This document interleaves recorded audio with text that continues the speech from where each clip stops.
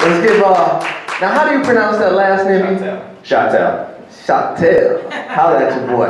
But listen, Jason, I have two grandmothers. Right now they're both breast cancer survivors. They both found out that they had breast cancer in their 60s. They're both in their 70s now.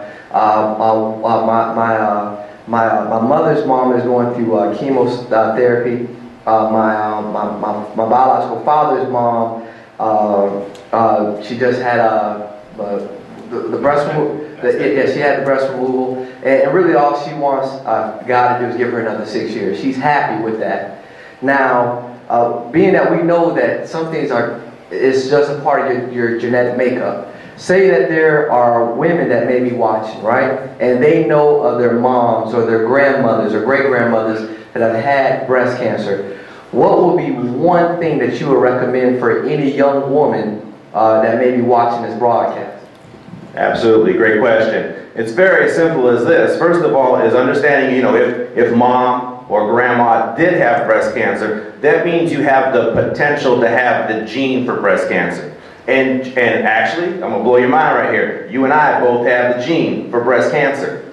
Okay? We all have the genes for breast cancer. It doesn't necessarily mean that you're going to get breast cancer. But what I can tell you, young women, and it starts from young women to older women, and I'm not trying to be funny, is get in tune with your breasts. You know what they feel like, you know what they look like. And every month, what you do is you do an examination. And if there's anything, you have to agree, this is the thing you have to think about the most, is the fact that nothing from month to month is going to change significantly. So if you've done your self-examination 1 month, and on the next month you feel something a little bit different, then you immediately go to your doctor and you get a follow-up. In that point in time, we can either do needle biopsies, we can do small surgeries to get rid of that tumor. But what happens again, people don't want to know when things are wrong with them.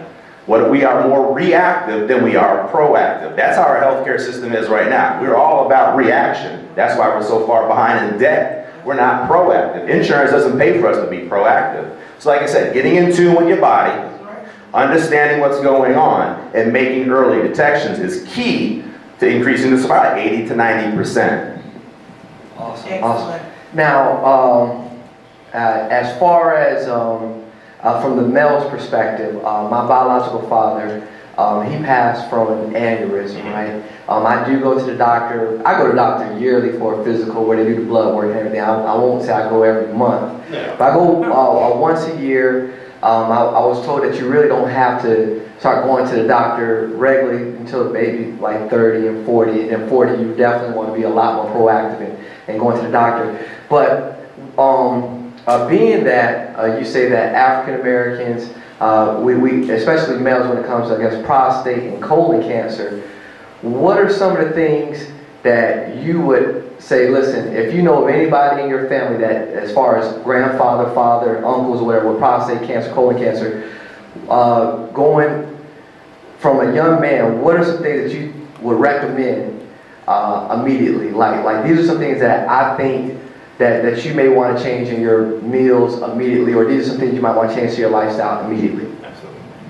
Very good question. And the first thing I'm going to answer is, unfortunately, you said with your biological father passing in aneurysms. I know I'm kind of getting off subject, but I want to make sure you understand what aneurysms are. It's not necessarily a genetic thing. What an aneurysm is no more than a weakening of the arterial wall.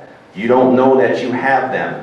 They just continue to expand and expand and expand, and what can happen, depending on where that aneurysm is and what artery it is, if it bursts, it can be life-threatening, okay?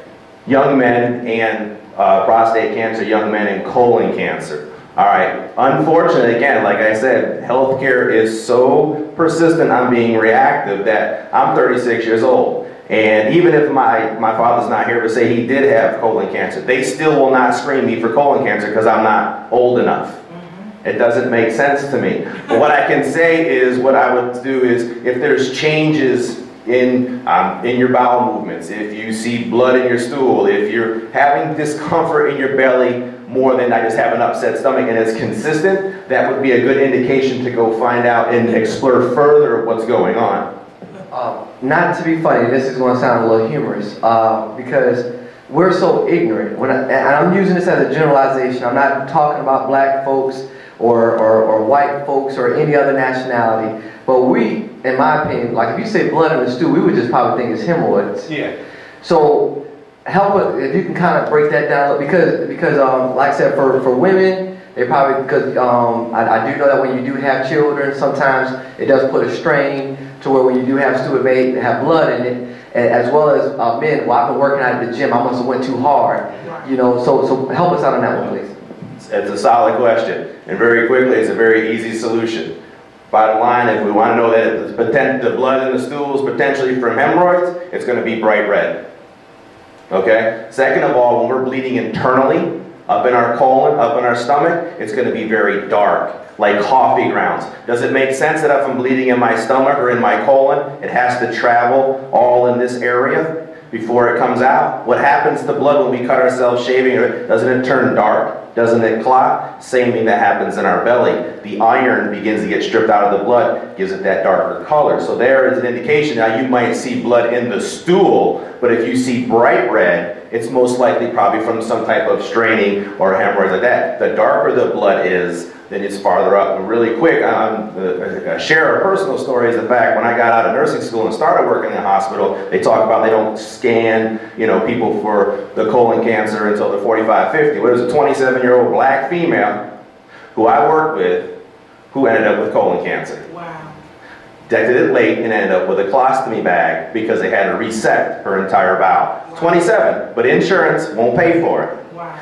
Really quick on the prostate thing, it's, we can do a quick, simple blood test, and if that blood test comes back positive, then there's other manual tests we can do to see if the prostate does have cancer. And so, like I said, it's about early detection. Like I said, this young lady, 27 years old, so she doesn't fit the statistics of what the normal colon cancer would be. And what happened? She flew under the radar, and like I said, so now she's missing almost 2/3 of her bowel.